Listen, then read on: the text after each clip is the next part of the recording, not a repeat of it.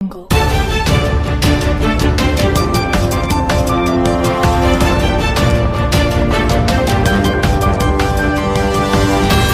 Jungle.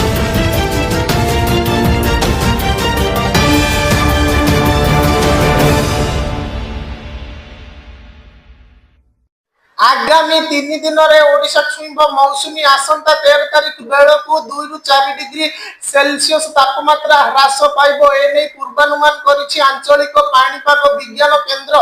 आगामी 2 दिन जाए लागि रहिब गरम गुळुगुळी दिन तापमात्रा रे कौनसी परिवर्तन संभावना नाही। राज्य रे आसंता 13 तारिख बेलू 2 रु 4 डिग्री तापमात्रा ह्रास पाइपारे तेबे आगामी 5 दिन जाए लागि रहिब काल बैशाखी पाग अनुकूल रही आगामी 3 दिन भितर मौसुमी ओडिशा छुईब। आगामी 24 घंटा रे मयूरभंज केन्दुझर अनुगुल ढेंकानाल खोर्धा पुरी बौद्ध नयागढ़ जिले में बिजुली घड़घड़ी वर्षा सह झटका पवन बहिबा संभावना रही।